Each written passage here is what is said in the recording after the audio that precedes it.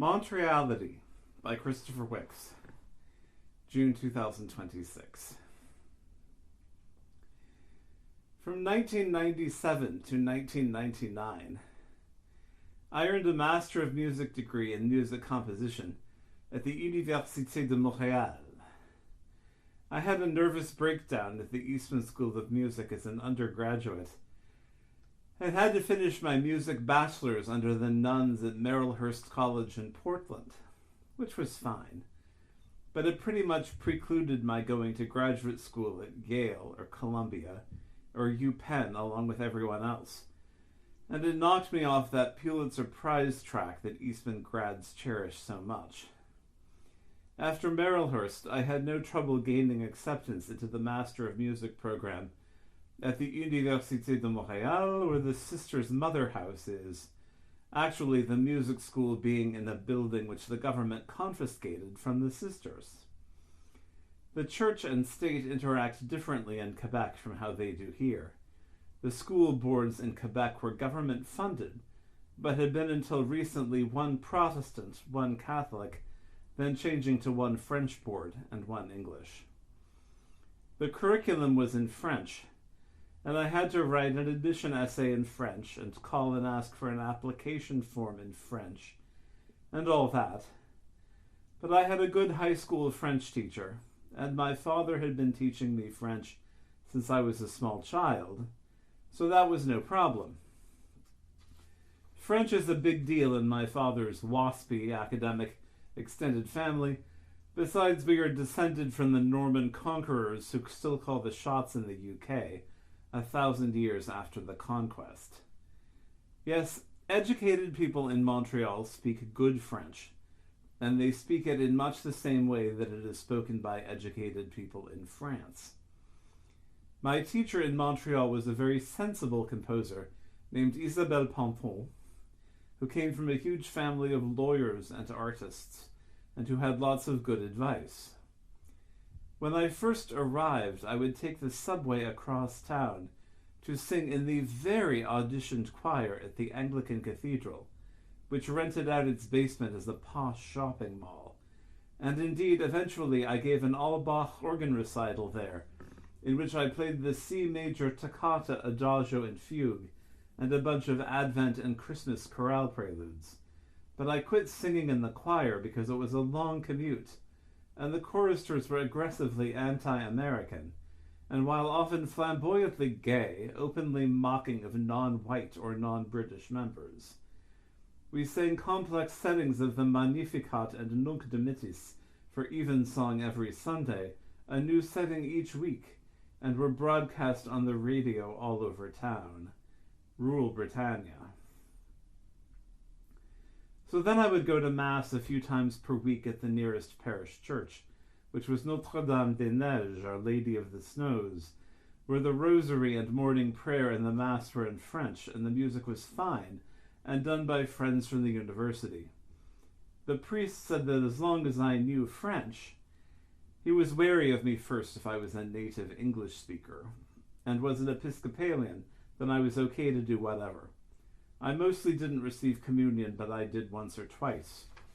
I remember from his homilies especially a message about how limited and wrong-headed it is to speak of the Church of England or Denmark or wherever, because the church must always be the church straight up, so to speak, and that the message of Christ is first, last, and always a message of joy.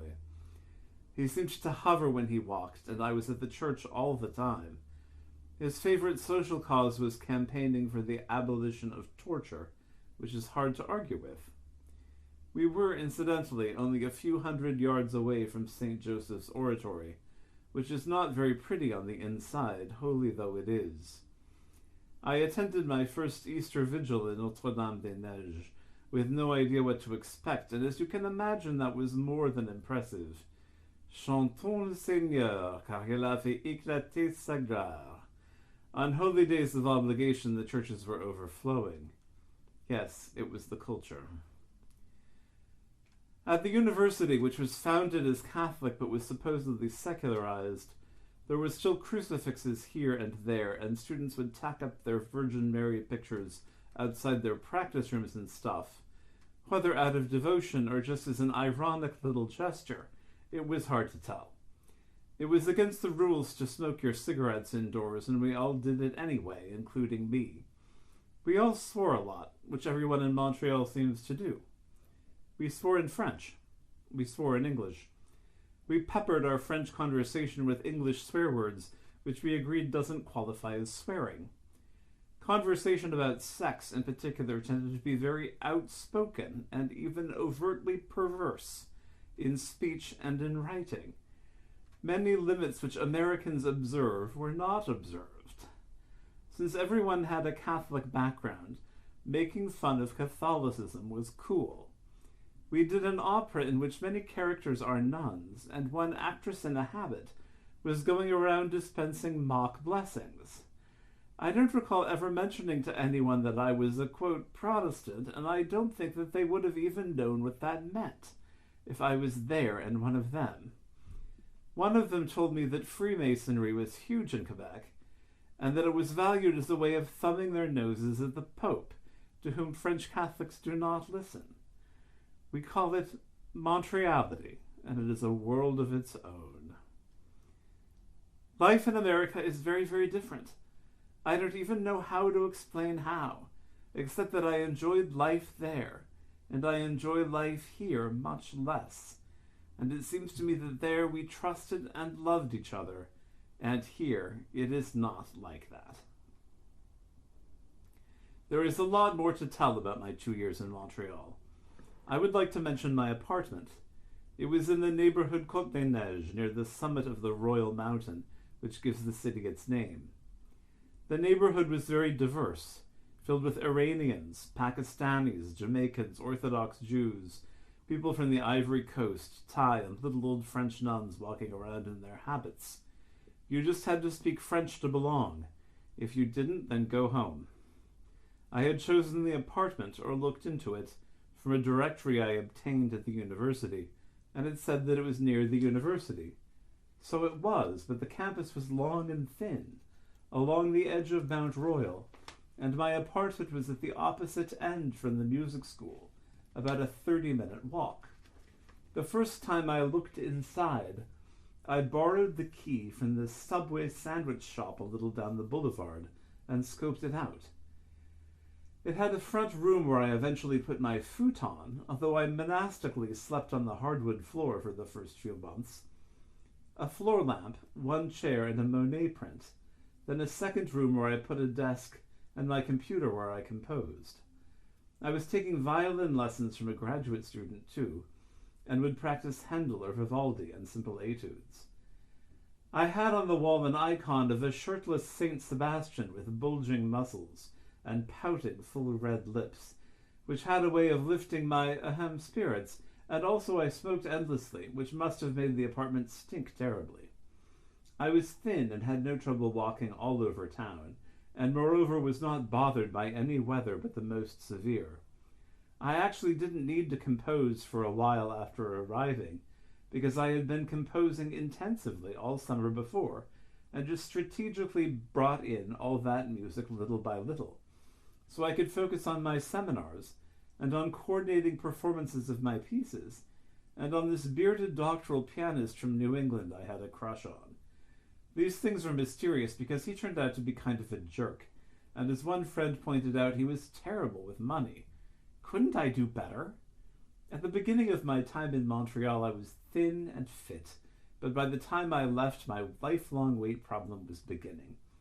I began to take the subway more and more instead of walking everywhere, and the city literally has 2,000 restaurants. Many of them were incredible, and they were affordable because the American dollar was worth $1.50 Canadian then. It was easy for an American to feel rich. My apartment was affordable too, with its kitchen with hardwood floors where I would open cans of escargot and drizzle them in butter, then broil them, or cook frozen veal cutlet, or prepare liver and onions, or braise kidneys, or prepare cans of lobster bisque, or potato leek soup, or fresh baguettes, or canned salmon, and chase it down with jugs of white grape juice, which I had bought for a song at the grocer's. My back window looked out on a courtyard with 4 apple trees, and the apartment was on the 2nd floor, with an outside staircase, with a hair salon on the 1st floor, operated by a flamboyant black gay man, and patronized exclusively, it appeared, by black ladies with big, big hair. Quelle joie! My parish church was only a short walk down the hill, and up the hill, as I might have mentioned, was a basilica for Saint Joseph, with memorials for a Quebec labor leader and a holy man named Brother Andre. The seminars which I was required to take at the university were not very difficult, and there were only 4 of them for the entire degree. I was supposed to just compose and compose, but I couldn't spend all of my time on that, so I got back into playing the organ, which I had thought that I would leave off a little, and spent a lot of time in the practice rooms, especially working on the Bach trio sonatas and on the Nativité du Seigneur by Olivier Messiaen. Moreover, I had sung professionally as a boy soprano, and I took voice lessons at the home of one of the university's voice professors, a marvelous soprano who I remember only had 1 arm and would only take cash payments. She taught me a lot of techniques which helped me to have paid gigs, singing solos later in Bach cantatas with orchestras in Portland, and singing German song recitals, and to drowning everyone else out while chanting the Divine Office at the monastery which I visited Mount Angel, even while trying to blend.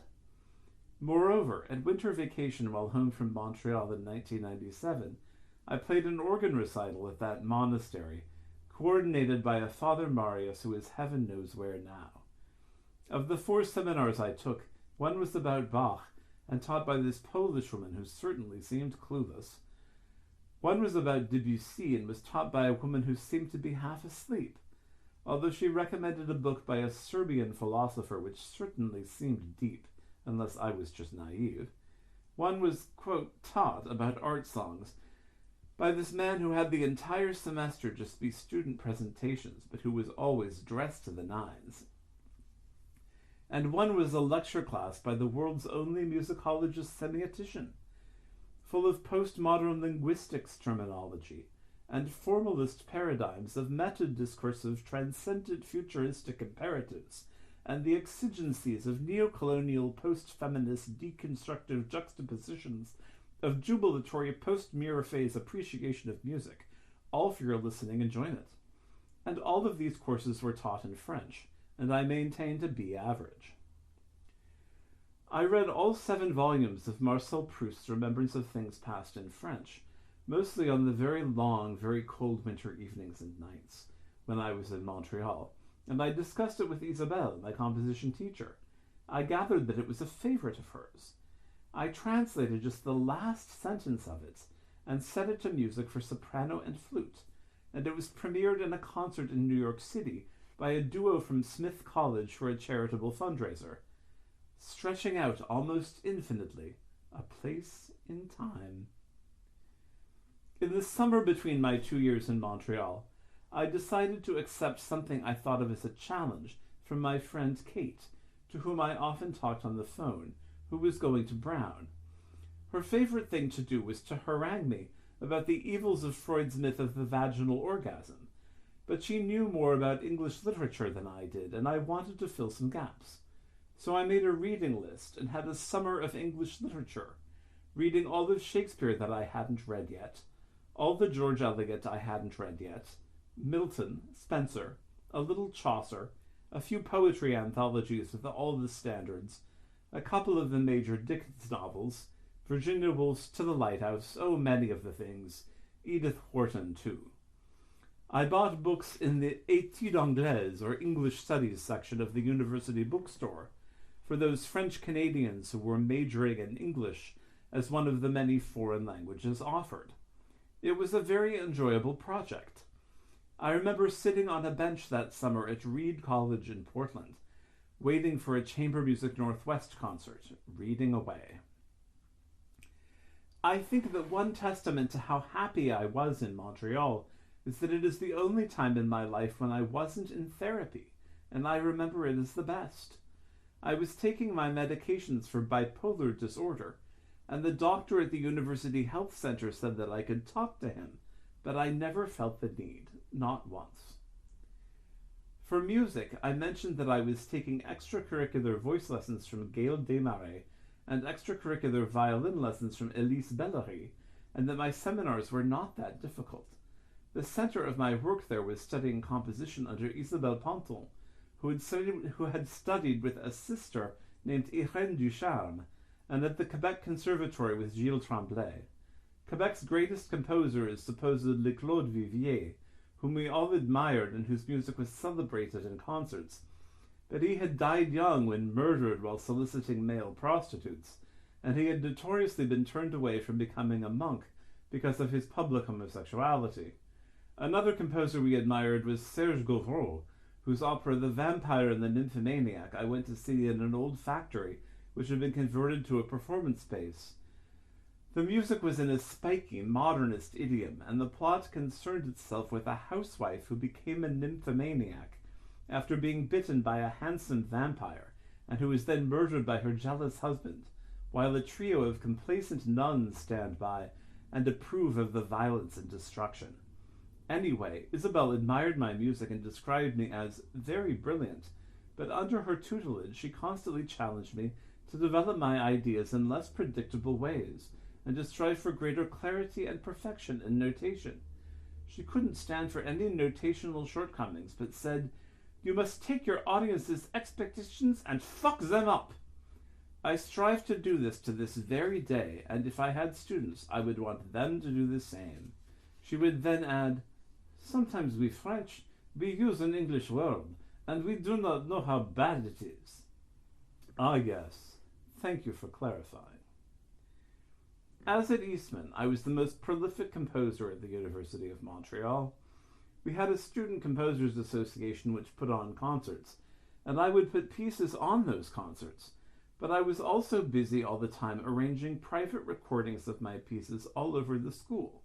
String quartets, and oboe trios, and solo voice and piano songs, and miscellaneous chamber pieces with odd combinations or standard combinations, instrumental or based on poems in English or in French, and sometimes I would sing or play the piano or find others, and the students were almost all terrific musicians and excited to come play my music. Most of them were French Canadians, but there were students from all over the world.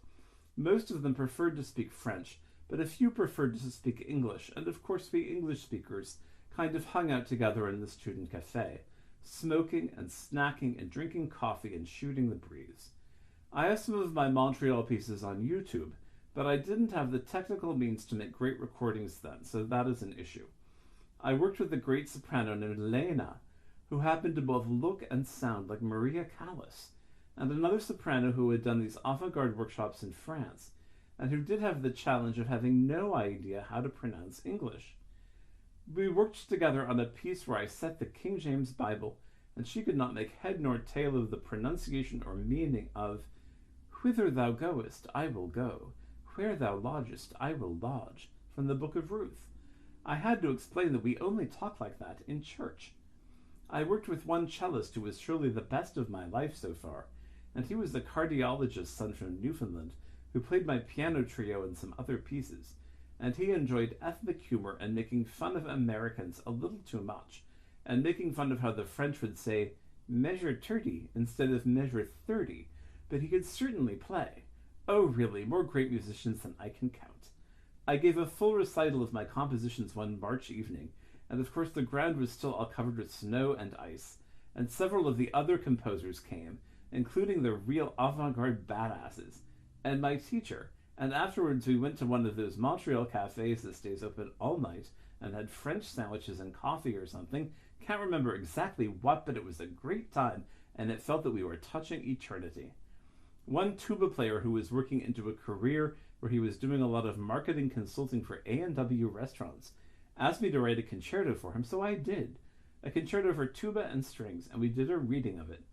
My most improved was a violinist whose family came from Madagascar, named Émilie Rabarua, and she went from being quite weak as a violinist to being terrific while doing projects with me over a couple of months, although I don't suppose that it was my doing.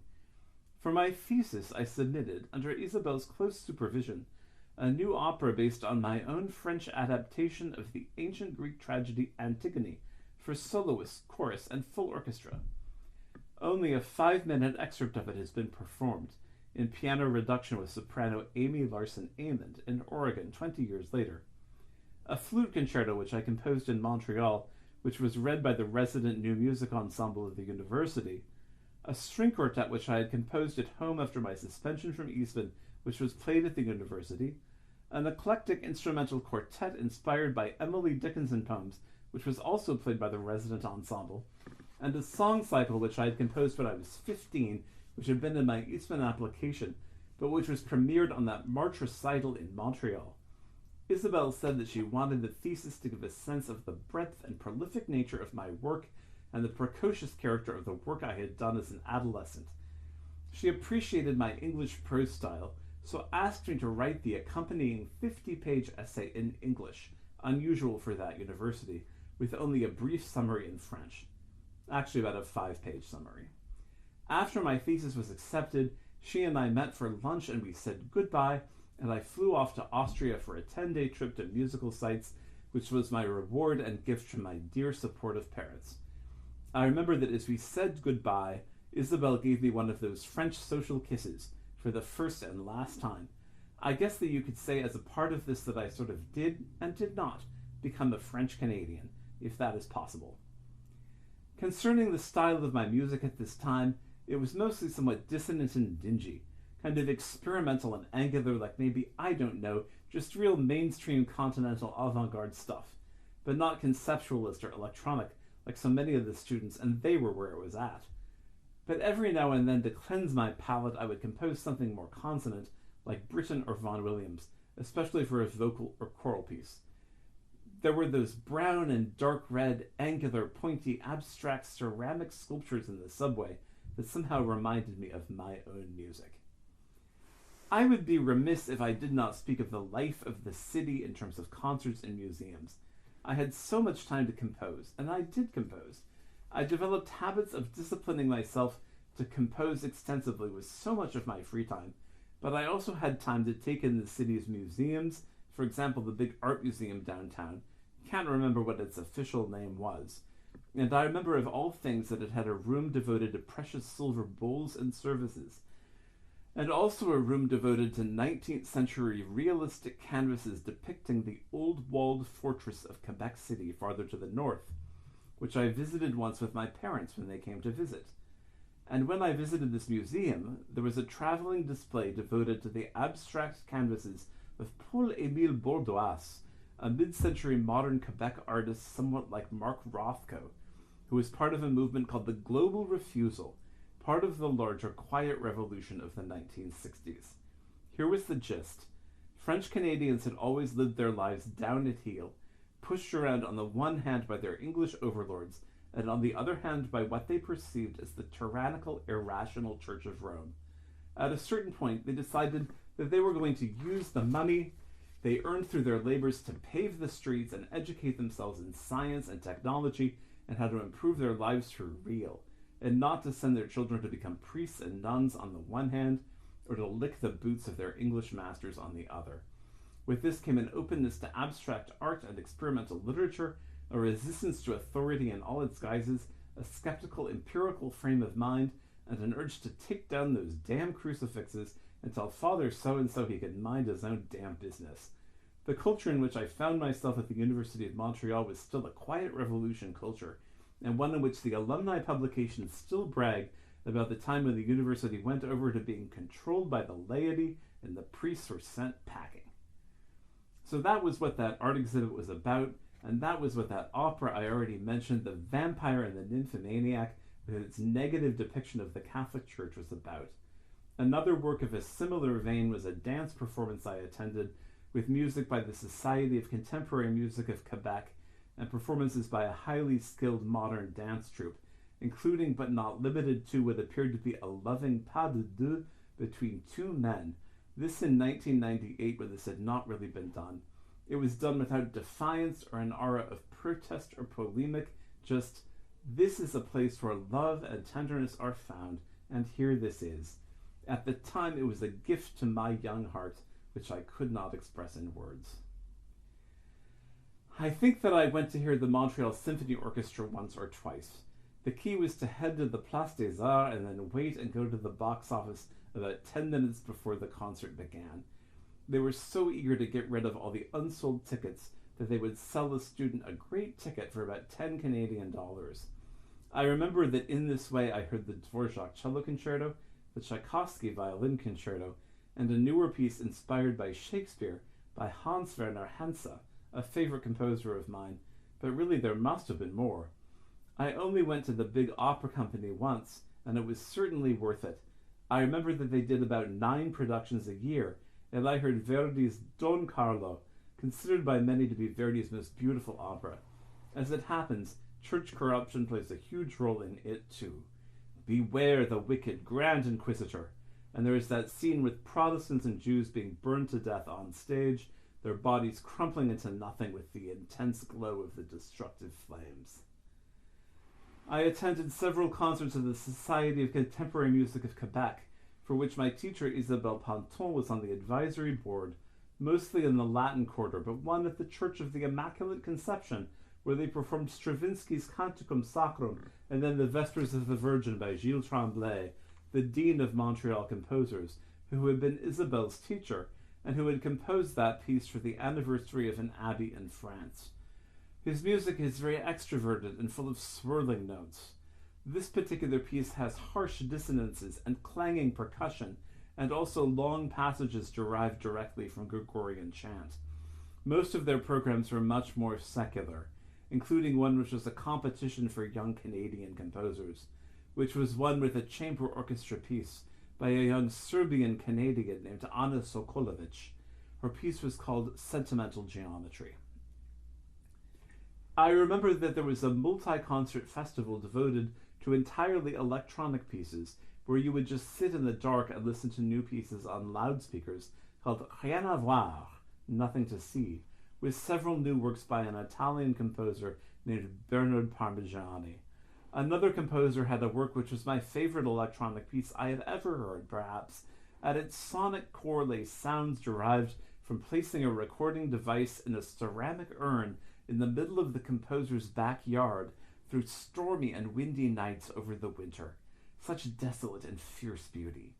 This was a prevalent pursuit among student composers at the school, and one very hip and popular young composer named Jean-François wrote conceptualist pieces with such instrumentations as the foghorns of the boats in the harbor, or balloons being inflated and deflated in tubs of water on stage, or sawmill blades rattling together draped from his body as he slowly walked the stage dressed as Christ on his way to being crucified. This composer, I think, was a communist, but I believe that he said that it didn't matter what your ideals were as long as you were willing to die for them, which I think is not really a good idea. I think that you need to have correct ideas. I remember that he came to my composition recital, and my teacher described him as a good person to have there, quote, very open to new ideas, end quote. Concerning the musical life at the school, I remember that our opera program put on Don Giovanni in the smaller concert hall, which had once been a chapel for the Divine Hours, back when the building had been a convent, and when you walked in at the beginning, there were actress dancers writhing about in ecstasy, apparently fantasizing about their dalliances with Don Giovanni, in each of the stained glass window alcoves on each side of the chapel. This was one of the smaller productions, with piano only, but we did a big magic flute, which I thought was very enjoyable, in the larger hall with orchestra, and it was fun to go and cheer on all my friends in the major roles. Lena, you nailed that aria. Come on, Queen of the Night. You can get those high notes. I believe in you. Hooray! Yippee! Anyway, music school, nothing quite like it. Obviously, Mozart was huge. I remember my semiology professor discussing Mozart's Masonic affiliation. I used to attend so many studio recitals and hear so many students with their regular discipline to learn repertory and grow as musicians that I lose count, and to find out who played what and whom I wanted to play my music and so forth. There were so many fine singers and more fine wind players than string players, but that is typically French. I was trying to learn the violin at the time, however, and the string players could play much better than I could.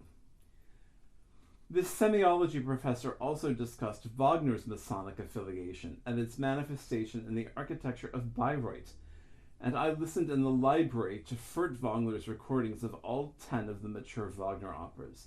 I adored them all and would have trouble picking a favorite, and it is hard to even begin to discuss my impressions, since there is so much to say. There are worlds here in which one may become lost. If in my own operas which I have composed and written I can begin to touch on the depth and beauty of what Wagner attained, then I will know that I am a success. I have since finally seen one Wagner opera live on stage, Tristan und Isolde, which I saw and heard with my father in Seattle a few years later. I have love like that in my life finally, and it is a gift, and I know from Wagner that the key is not to consummate it, since death is what lies on the other side. However, infinite beauty lies on all sides of love itself, and this is in the singing, of the voices, and of the instruments too. I spent a lot of time in the library, and thanks to the class which I took on French and German art song, I also listened to so much Schubert and Schumann and Fauré, and recording after recording of their concise songs for solo voice and piano, and also Mahler's orchestral songs. I have been told that my vocal compositions are my most idiomatic and my most distinct somehow, and perhaps in doing this I was growing into that. I remember that I took the English newspaper, the Gazette, and enjoyed that too. But that is for another time. Thank you for listening, my friends. Signing out.